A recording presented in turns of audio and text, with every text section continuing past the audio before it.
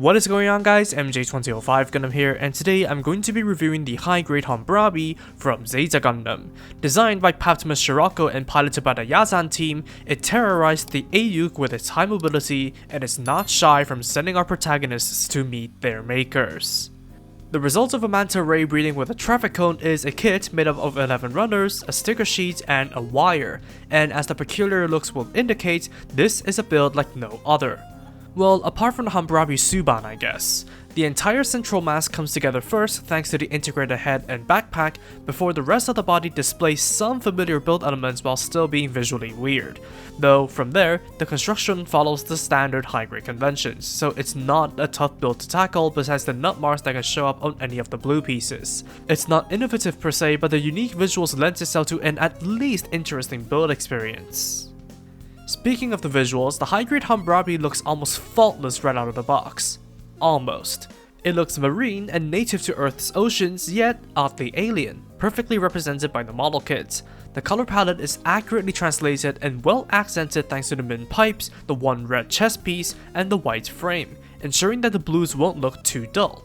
And the Swiss cheese for leg armor with actual punched holes and the 5 monoeyes complete the look.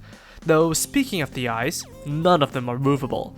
The main two are stickers you can place wherever along the channels, while the rest are molded into the bodywork, represented with stickers with a backup included, on top of the eye channels on the shoulder ones, which don't really stick out as much if you sculpted them around the surface detail. Other stickers include the white on the knee joints, and the blue on the wings and chest vents. The one on the vents look horrible and should be replaced with paint instead. Thankfully, all the paint tabs are present, though seamline coverage on the shoulders, forearms, legs, and feet will be beneficial, and the injection swirls in the wings are absolutely annoying. But despite the sparse levels of panel lighting options, I personally think that it's not necessary for a presentable display. Articulation starts with the arms actually, though the static shoulder pads will heavily hinder the ball-jointed shoulders and the arm raise. There is a bicep armor swivel, an elbow rotation, and bend, and pegged wrists that are hard to get going. The ball-jointed waist can roll around, though the rotation is restricted. There's an omnidirectional pelvic swivel, and ball-jointed hip plates. The front to back kicks are terrifying, while the side splits are alright despite the ball-jointed hips, that also provide some rotation. The knees are double-jointed, and the feet are on a hinged ball joint. Finally, the wings can flap in and out, and the tail can unfold on 2 joints.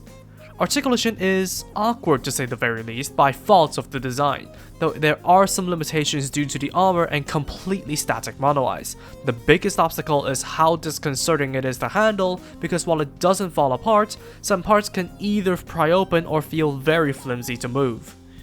For accessories, there's a pair of holding hands, fists, and a left open hand, which is a pretty decent selection. Moving on to weapons now, starting with the Faded rifle. It has some moving chain and stock pieces, but those are not enough to combat the major issues of this weapon.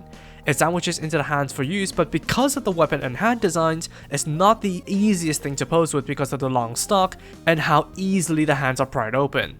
And due to the static monoeyes, you're kinda stuck with posing options in terms of where to aim anyway. You can also use it as a beam saber using the included SB6 beams and holding onto the top handle. But then again, the hands are the major hindrances here, and this time looking even more ridiculous due to the gripping style. So you might as well just use the standard beam sabers that slide into the hands for use with the included beams instead. Alternatively, there's the Sea Serpent. It's basically a handheld rocket anchor that can be sandwiched into the hands for use, and fired out directly by connecting the handle and head with the provided wire. It's strong enough to hold itself up, but the loose grip doesn't stop it from drooping.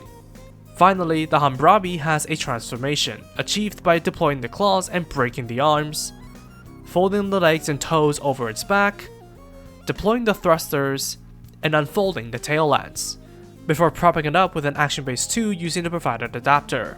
Sure, it is a good representation of the mobile armor mode, and sure, it does look like a sea creature from certain angles, but even with the peculiar design, it's not getting any passes of it being more crazy gymnastics than an actual alt mode. Plus, you'll need to ditch all the weapons in this form, and while it does have beam cannons on its back, it's still a laughably pointless form in my opinion.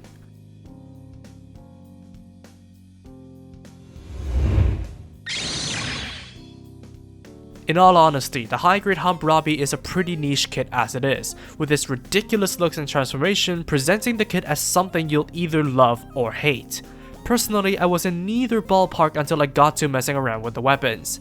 I mean, as weird as it may look, the high grade does provide everything the Hambrabi has to offer in the show on paper, besides the restricted flexibility by fault of the design and the lack of a beam saber storage.